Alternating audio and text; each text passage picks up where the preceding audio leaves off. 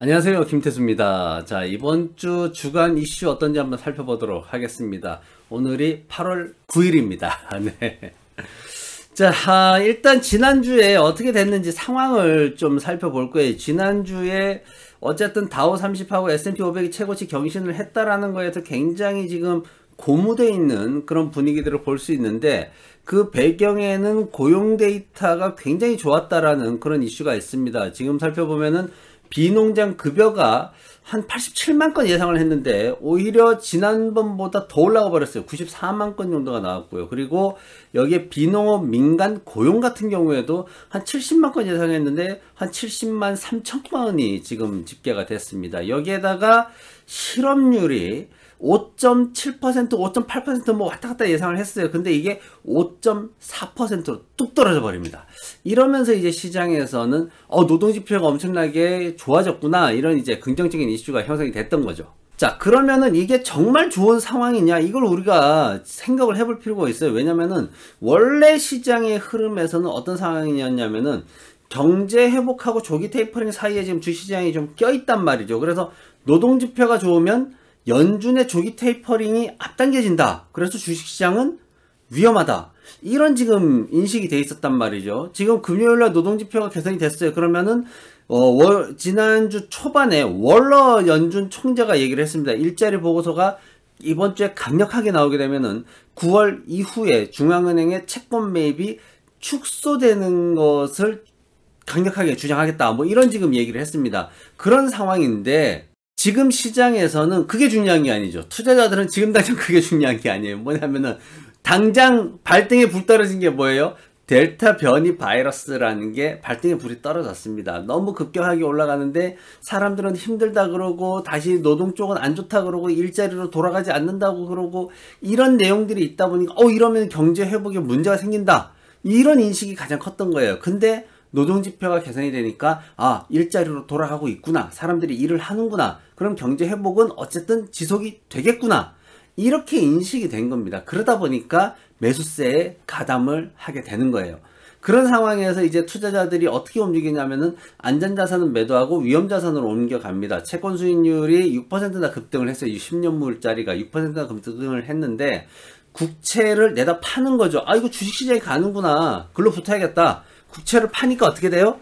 자꾸 파니까 가격은 떨어지죠. 가격이 떨어지면 반대로 수익률은 올라가는 구조. 그렇죠? 자, 금이 2.5%나 하락을 합니다. 거기에다가 위험자산의 대표주자 비트코인이 다시 10만 달러 설이 온라인을 통해 가지고 야금야금 나옵니다. 이 온라인을 통해서 야금야금 나온다는 얘기는 뭐예요? 밈이라는 단어를 떠올리게 되죠. 온라인을 통해서 야금야금 나올 때는 상승의 폭이 좀 생겨요. 그죠? 어느 정도 상승했다가 뭐 조정을 받든지 합니다. 그래서 비트코인 같은 경우에도 상승을 하면서 한 4만 5천 달러까지 이렇게 올라가는 모습을 보였습니다. 주말 동안에.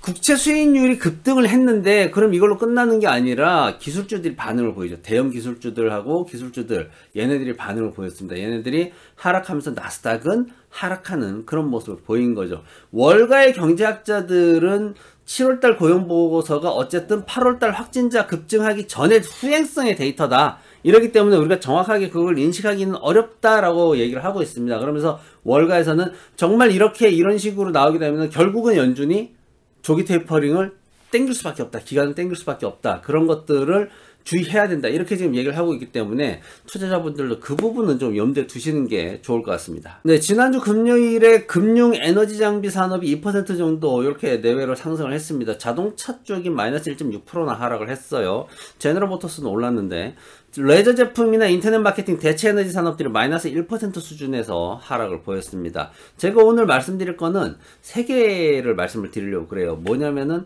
하락을 했는데 그래도 좀 관심이 가는 종목들, 그런 것들을 좀 얘기를 해보려고 합니다. 먼저 첫 번째가 뭐냐면은 니콜라. 대단하죠. 니콜라가 이제 구속은 간신히 면했어요. 밀턴이 구속은 면했습니다. 한 1,000억 원 정도를 이제 내고, 그리고 나서 이제 어쨌든 깜빡이는 안 가고 빠져나왔어요. 미국 감옥에 가는 게 참 끔찍한 일입니다. 정말 끔찍한 일이에요. 8월 4일 날 49만 주 정도를 매각을 했습니다. 자기 주식을. 8월 6일 날 240만 주 가까이 매각을 합니다. 대주주가 이렇게까지 매각을 해버립니다. 근데 주가가 웃겨요. 주가가 웃겨. 왜냐면은 대주주가 매각을 했잖아요. 그러면 주식이 떨어져야 되잖아요. 그죠? 대량으로 물량이 나오니까. 근데 요게 최저가가 9달러 85센트까지 떨어집니다. 10달러 무너뜨려요. 근데 요게 다시 10달러 28센트로 4% 정도 올라갑니다. 요게 웃기는 거예요. 요게. 투자자들이 이런 생각을 하는 거예요. 과연 미국의 수소 트럭을 버리냐? 이걸 생각을 하는 거예요. 그러면서 나오는 게 테슬라예요. 테슬라가 2003년도에 설립이 돼서 2010년도에 상장을 했습니다. 그런데 아직까지도 제대로 된 수익성을 갖추지는 못하고 있어요. 그죠? 걔네들이 뭐 제대로 된 수익성을 갖고 있어요? 안 갖고 있지. 흑자 났다 이거 되게 강조하는 분들 많은데 걔네들은 아직까지도 제대로 된 수익성을 갖추지 못한 애들이에요. 일반적인 제조업체가 갖춰야 될 재무구조를 못 갖추는 애들입니다. 걔네들은. 예.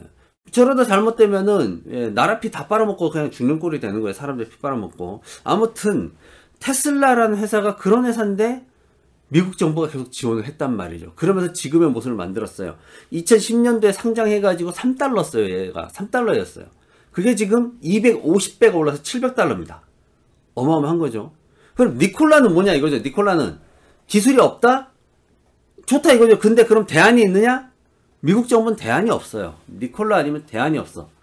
정말 제가 이제 교육을 하면서 하는 얘기인데 미국 정부가 전기차 사업을 확산시키려면 어차피 수소차라는 것도 얘기가 나와야 되는 거고 대륙간 트럭을 이동시키기 위해서는 전기차는 답이 아니에요.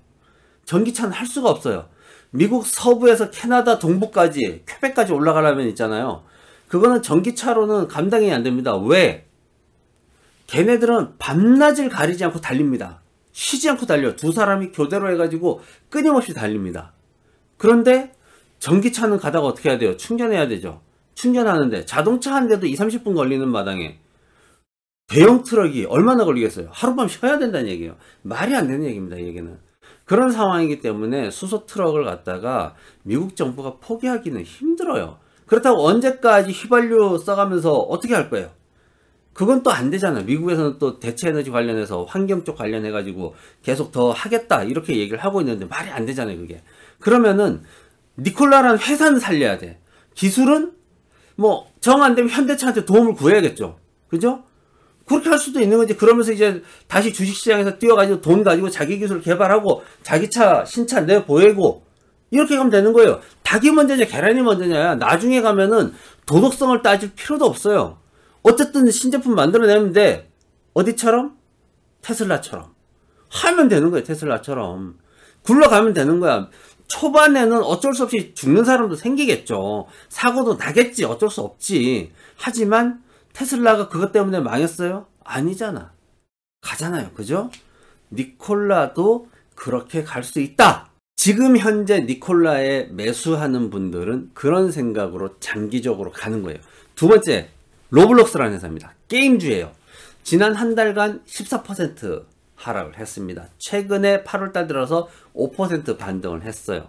이게 왜 이러냐면 히키라는 놈이 있어요. 이 놈이 이제 그 뭐 벤치마크 분석가인데 목표가를 75달러를 제시한 거예요. 지금 77달러인데 그러면서 매도 이러고 보고서를 냈습니다. 와, 한국 같으면은 죽죠. 이런 게 나올 수가 없죠. 로블록스라는 회사가 작은 회사도 아니고 한국에 뭐 게임 회사 뭐 있죠? 큰 회사? 예? 뭐 그런 회사를 갖다가 갑자기 매도 이러고 내버리면은 기가 막히죠. 예. 당장 항의 전화 받아가지고 잘릴 거예요 아마. 자, 이런 상황에서 주가가 하락을 한 거예요. 근데 최근에 델타 변이 바이러스가 확산을 합니다. 그러면서 장기 투자자들이 여기에 들어옵니다.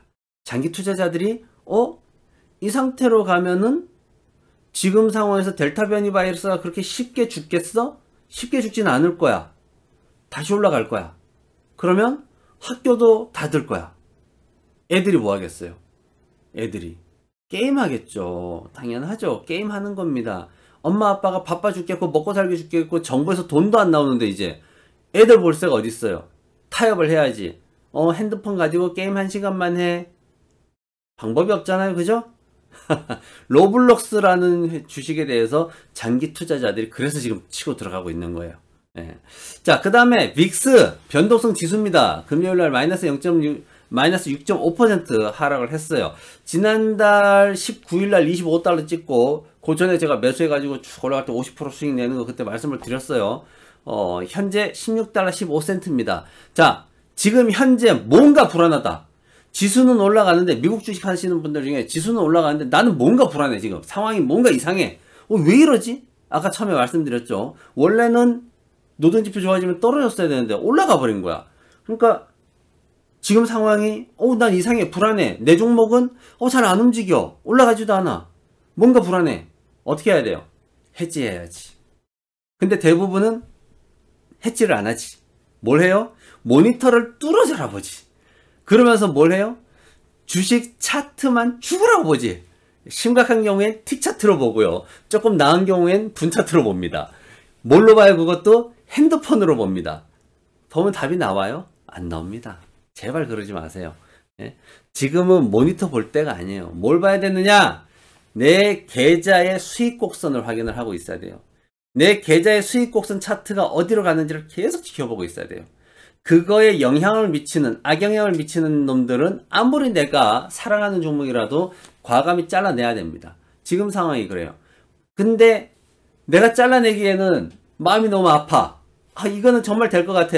뭔가 정보를 받은 게 있어. 그럼 어떻게 해야 돼요? 수익률을 고정시켜야지. 고정시키는 방법은 해지. 해지의 가장 좋은 수단은 VIX. 변동성 지수죠. 그죠? 왜? 주가가 떨어지면 얘는 올라가니까. 자, 그럼 얼마큼 해야 돼요? 5에서 10%. 전체 주식 보유 금액의 5에서 10% 수준으로 맞춰야 됩니다. 예? 저는 가급적이면은 5% 한번 들어갔다가 다시 5% 한번 더 들어가라고, 시장이 흔들리면은 그렇게 얘기를 하는데, 뭐 그걸 맞출 수 없으면 그냥 10% 잡아놓고 하는 거예요. 그러다가 수익률 곡선이 이렇게 하다가 떨어지려고 그러면 시장이 올라가는 거니까 변동지수 바로 빼버리면 됩니다. 이게 선물 옵션은 이거를 타이밍을 맞춰야 되고 계산해야 되니까 정말 힘들어요. 근데 변동성 지수는 굉장히 쉬워요. 종목 같은 거니까 그냥 걸어놓고 있어도 상관이 없어요. 그러니까 그거를 꼭 하시면은 이게 수익을 손실로 되돌리지 않는 가장 최적의 투자법이에요. 그거를 생각을 하시고 변동성 지수를 보시면 됩니다. 그러면 이번 주는 뭘 봐야 되느냐? 역시 확진자 급증하고 있는 거 봐야 됩니다. 이게 지금은 10만 명 넘어서 가지고 지난번에 살짝 움찔했죠. 자, 그러면 이게 20만 명 넘어가면 어떨까요? 그 생각 해보셨어요? 목요일날 12만 5천 명, 금요일날 13만 2천 명. 한국도 뭐 1000명 넘어가면 어쩐다 저쩐다 하더니 1300, 1400 되더니 어느새 2000 이러잖아요. 만만치 않아요. 이거 93% 이상이 델타 변이 바이러스 확진자입니다. 델타 변이 바이러스 뚫고 들어가죠. 백신 2번 맞은 사람도 뚫고 들어갑니다. 이거 심각해요. 예. 한쪽에서는 지금 그 WHO나 뭐 이런 데서는 야, 선진국들만 니네만 맞으니까 결국은 인도 같은 데서 발병해가지고 이 난리를 치는 거 아니냐, 변이 바이러스 때문에. 니네가 잘못한 거다. 백신 니네 중단하고 그거 빨리 인도나 어디 저 남미나 어디 뭐 저기 아프리카나 이런 데로 옮겨가지고 빨리 하자. 예. 이것도 또 이상하게 해석하는 분들이 계시더라고, 한국에. 이걸 갖다가 무슨 뭐 미국에 무슨 백신 접종을 중단해야 되는데 그게 뭐 사람들이 무슨 뭐 다 뚫고 들어가니까 소용없으니까 중단한다. 뭐 이런 식으로 해석을 하는데 그거 정말 어리석은 해석이죠. 그런 게 아니에요.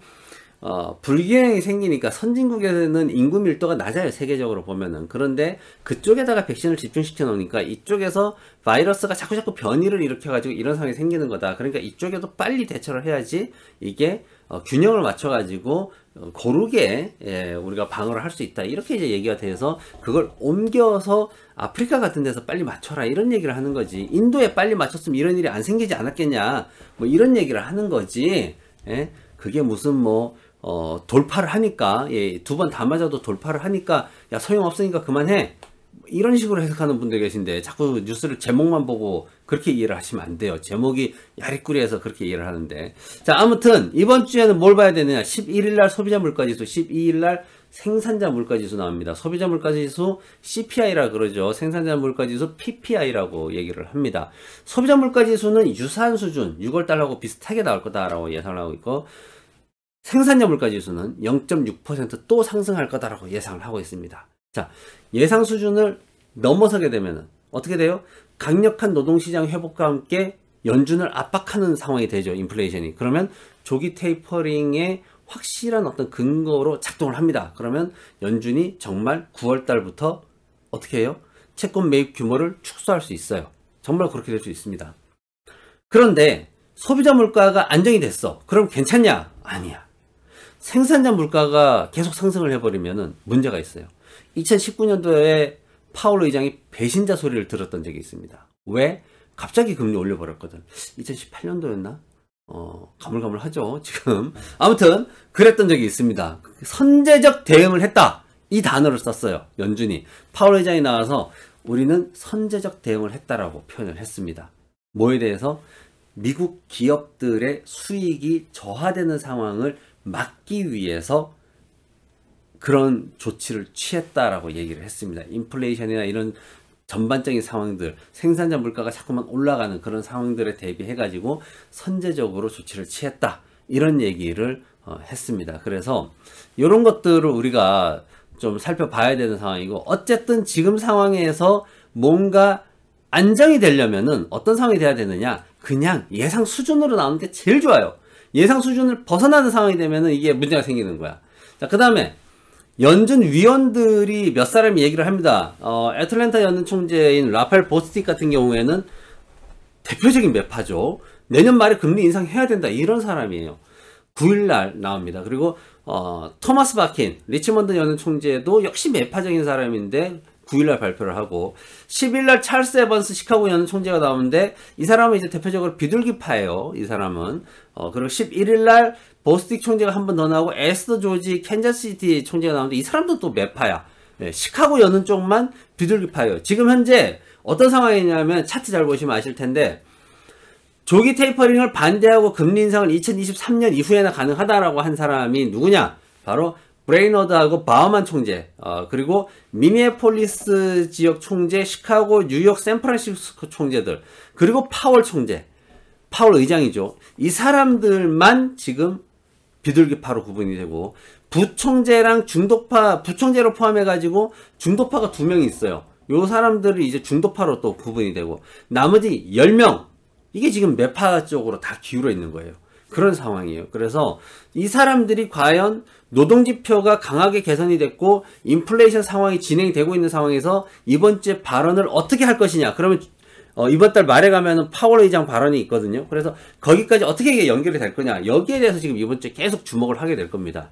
자, 실적 발표 이번 주가 거의 마무리 구간이에요. 이번 주가 디즈니하고 코인베이스, 쿠팡 같은 회사들이 있는데 9일날 바이오엔테크 나오죠. 바이오엔테크 다들 아시죠? 그리고 타이슨 푸드, AMC 엔터테인먼트 같은 회사들이 있고요. 그리고 10일날 코인베이스가 나옵니다. 비트코인에 또 영향을 미치겠죠. 11일날 전기차 니오, 이베이, 그리고 한국분들 궁금해하시는 쿠팡이 있습니다. 쿠팡 같은 경우에는 제가 뭐 그다지 쿠팡에 대해서 그동안 좋은 얘기를 정말 한 번도 안 했어요. 좋은 얘기를. 그러다 보니까 조금 사실 그 신생으로 이렇게 처음 상장했는데 좀 미안한 감도 있긴 한데, 금요일 날도 3% 빠졌어요. 자꾸 40% 올라가려고 아둥바둥 하는데, 40달러를 못 올라가는 거야. 그래, 이제 38달러 80센트로 마감을 했는데, 제가 솔직히 그다지 쿠팡에 대해서 좋은 얘기를 드릴 만한 이슈가 없어요. 그러다 보니까 자꾸 쿠팡, 매일경제TV 방송에서도 자꾸 쿠팡을 제가 대놓고 까고 있는데, 자꾸 사람들을 현혹시키는 그 뉴스를 자꾸 뉴욕 쪽에서 자꾸 생성해서 이렇게 올려요. 그게 정말 어떤 리서치 회사나 아니면은 제대로 된 어떤 기자들이 이렇게 정말 제대로 된 루트를 통해서 올리는 기사면 내가 말을 안 하지. 근데 한눈에 봐도 누가 봐도 광고성 기사야. 그걸 가지고 자꾸 올려놓고 그거 연합뉴스에서 번역해가지고 그걸 한국에다가 마치 무슨 미국에서 엄청난 일이 있는 것처럼 그렇게 자꾸 한국에서 기사를 만들어버리니까 그 꼴을 보고 제가 쿠팡을 갖다가 추천을 못하죠. 지난번에도 대놓고 제가 얘기를 했잖아요. 언론 플레이 하고 있다고. 예? 안 좋아요. 예, 아무튼 한국 분들이 또 달려들면 올라갈 수도 있겠지, 수급에 의해서. 하지만 지금 현재 상황에서는 30달러, 38달러 유지하고 있는 것도 솔직히 저는 신기해요. 예. 12일날 월트 디즈니 있고요. 에어비앤비, 도어대시, 월트 디즈니가 글쎄요, 과연 성장성을 유지할 수 있을지 그 부분이 문제예요. 성장성이 좋다라고 했단 말이에요. 근데 지금 다른 회사들도 성장성에 의문을 갖고 있는 마당에 지금 월트 디즈니가 과연 성장성을 유지할 수 있을까? 예, 그런 부분. 그리고 13일날 버크셔 해스웨이, 과연 워렌 버핏이 또 얼마나 벌었을지 그걸 이제 봐야 되죠. 워렌 버핏이 별로 못 벌었다 이러면은 예, 투자자들이 좀 주춤하겠죠. 그렇습니다. 자, 이번 주에 참 여러 가지 이슈들이 많이 있네요. 그죠? 예, 이것저것 봐야 될 것도 많고 어쨌든 중요한 거, 오늘 방송한 것 중에 중요한 거는 뭐냐? 모니터 보지 말라는 거예요. 쓸데없이 차트 보고 있지 말라는 거예요. 뭐 봐야 돼요? 뭘 봐야 돼요? 계좌 수익 곡선을 보면서 수익을 손실로 되돌리지 마라. 요거 한 가지 기억하고 방송 마치겠습니다. 감사합니다. 자, 즐거운 한 주 되시고요. 모처럼 비 내려가지고 시원합니다. 예, 시원하게 좀 휴식하면서 그렇게 한 주를 보내시길 바랍니다. 감사합니다.